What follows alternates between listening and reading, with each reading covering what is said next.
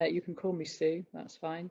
And I'm 65 now, and I came to Newcastle from Cardiff, where I was born, in 1978. So I've lived here ever since. I was, when I first came across a feminist magazine, or even a feminist, to my knowledge, I would have been 19 or 20, and I was in Cardiff, and I'd just come back from some working abroad, and I was looking for something to do. I didn't have a job, and I hadn't done well in exams and stuff. I hadn't really stayed on at school much after 16, but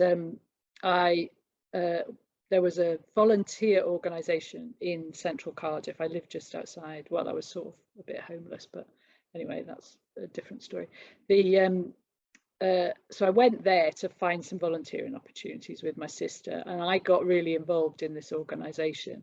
And I did some initial volunteering, and then I started working in the office, and I got to know people there, and it was used as a meeting place by a whole lot of different, I suppose we'd say, activist or radical organisations now. So Friends of the Earth used to meet there, and various people, and I just met people that I'd never met before. So I grew up in a small village. Although I was born in Cardiff, I grew up in a small village outside Cardiff. And my parents were quite conservative, with a small c. The link to feminist magazines was I moved into one of the collective houses in Cardiff at the time. And so there were 3 other people living in the house. There were 2 men and there was another woman. And the woman lived she had the ground floor front bedroom, I remember, and she was a little bit older than me, and she worked in computers, and she was not at all geeky looking. I remember she had lovely curly hair and very translucent pale skin, and the reason I remember those things is because I knocked on her door once because I wanted to ask her something about it, and she said come in, and she was naked, and I'd not seen a naked woman, an adult woman before. And I remember being completely entranced by this. But at the same time, there was a spare rib magazine on her bed. So I picked that up because that's what you would do. And, I had a conversation. She wasn't at all bothered about being naked in front of me. So there's this combination of these 2 things that make that memory really strong. I had no sense of fancy in her at all. It wasn't that. I was just struck by this beauty of her skin, this very pale, soft skin, and her nakedness. And then there was this magazine. So then she said, oh, that's spare rib, you might be interested in that, have a look at it. And of course, I'd never seen one before. And that was it. I read it, and we talked about stuff. But that was my first memory of reading, of ever seeing or even knowing that there was such a thing as a feminist magazine. So it was an early spare rib, and that was probably early 1978. But I remember that I was very excited by the ideas, and of course I was already engaged with those kind of radical ideas. So yeah, that first reading of a magazine it was in that moment of time when everything about my life and things that I'd known were changing, really. Very, very particular time. 20 I would have been. I remember the beginnings of those sort of discussions about what we'd now call gender, but sex equality as an issue, and men were not interested in talking about that. And I went through a big shift in terms of my interest in it. There was something about being part of a group, I suppose, that sense of belonging around the ideas that created a sense of, I suppose I would call it community now, but we didn't in those days. And so you sort of gravitated towards made friends with other women who had similar ideas, and then it wasn't friends with men because they didn't. The culture was so different in the 80s, those early 80s, late 70s, early 80s, to anything, I mean, it's changed so much in the last few years, and it's you know, when I've talked to younger women, and I mean much younger women, you know, when I've talked to students about it and they ask about it, and it's really hard to explain how pervasive it was. You know, it was everything, the way women were treated. And so to read something that presented a completely different point of view, that not only questioned certain ways that things were, you know, that were suggesting that rape was always not the woman's fault, for instance, that was so radical then, and so counter to everything that the whole society was saying. The law, the police, the newspapers, the media in particular were, you know, transfixed by the idea of what women wore. Just the whole culture was about, you know, men made decisions and men set the tone and men created the conversations. And so to be with a group of women was radical, and to have these magazines that were feeding us ideas and reflecting our lives as well. So it's a two-way process. A magazine in a lot of ways is a mirror, I think, to women's lives.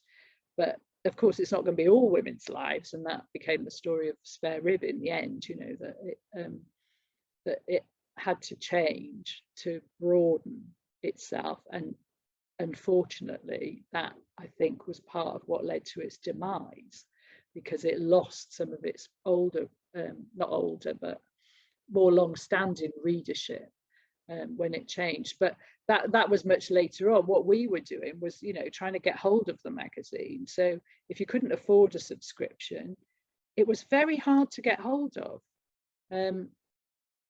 because WH Smith wouldn't stock it, because, you know, they just wouldn't. So we used to go in and ask for it anyway, you know, to try and create the demand. I mean, the magazine was part of what else was going on, you know. So I was part of a women's group, and you would get these, you know, you would get Spare Rib and someone would pass it round, you know. And I can't remember when, I think it was the 90s before I saw another feminist thing. I think Outright, I don't know if that was out in the 80s or the 90s, you know, the newspaper. But I can remember getting copies of that. But I just remember this very kind of heated atmosphere, very I mean, it was just full of energy, because we were doing things as well. We weren't just sitting around at night eating toast and talking about it and sharing books. We were going out and taking part in Reclaim the Night demonstrations, which were women only then, very specifically, and campaigns against porn magazines being in newsagents. Because I was part of a group of women that made all those links, that saw male violence as a spectrum, you know, everything from men constantly touching you. They used to touch you all the time. If they weren't touching you in an overtly sexual way, like touching your bum or commenting or looking at your breasts, they were touching you as you went through a doorway, as if you couldn't kind of steer yourself. So we were part of other things, and we used to do collections for the refuge. You know, some of the women I knew went and volunteered in some of those projects. I would say the magazines were just part of all of those things. What I remember at Spare Rib was it being kind of almost like a glossy magazine, and so it sort of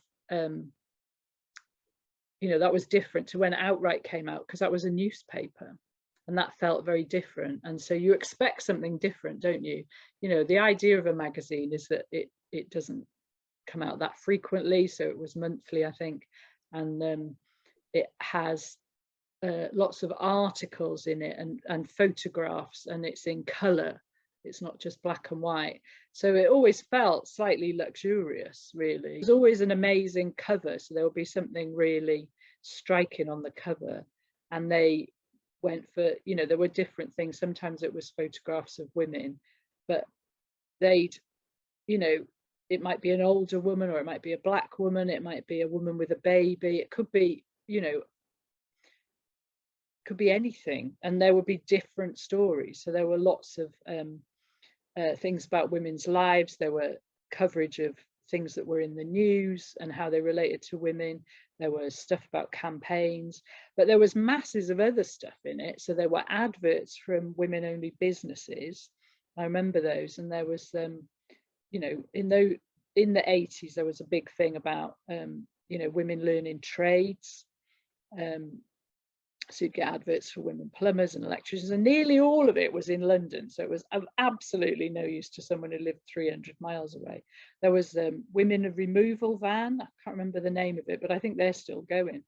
There were endless, I mean, the classified ads section was huge, but it was everything. So it was women looking for dates, women trying to get information, women in particular jobs who were looking to find out if there were other feminists in those jobs, you know, to join up with them. Different campaigns, all the political organizations were, you know, trying to recruit women for their causes. Women advertising rooms to rent, you know, or wanting a room, or just wanting a travel companion. You know, there were women setting up holiday homes in different parts of the country and abroad. So you get adverts, you know, you stay in a women's house in Greece or Spain or, you know, Devon or somewhere. So there was loads of things like that. And then there were cinema listings, and there were book recommendations and music recommendations. I remember those because I was always looking for stuff about books, obviously.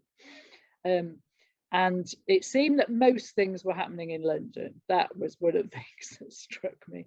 But so the classifieds weren't that useful to me as someone who didn't live in London.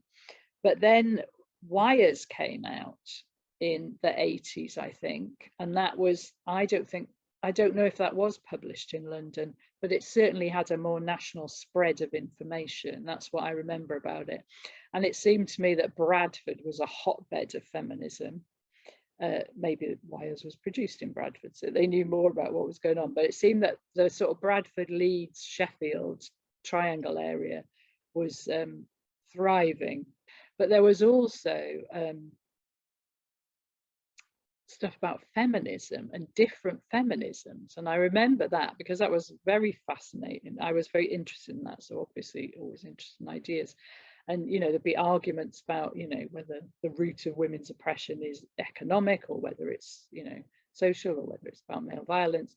So all these different things about feminism. So all this was argued out in the pages as well. And it wasn't called so much called feminism was the sort of theoretical talk. Women's liberation was the activist talk. That's my memory of it. But magazines serve a purpose in that, because then you get magazines that come out that represent those particular viewpoints. So you start to get socialist, feminist stuff coming out. And I can't remember. I know Red Rag was published in the Northeast, but I'm sure there was newsletters within the Labour Party as well that, you know, serve that kind of function to for those groups. People produce their own stuff, because that's what you did in those days. You didn't have to go to a printer's or own a printer. Well, obviously you didn't have a printer at home, but, you know, there were community print works. So you would go to the community print place and they would run them off on the Gestetner, or if they got a newfangled Xerox machine, they could photocopy things that you typed by hand, you know, or drawn by hand. So so there was a lot more kind of DIY production. So the magazines and, you know, all the printed material kind of couldn't be as quick as that at doing things, because magazines were monthly.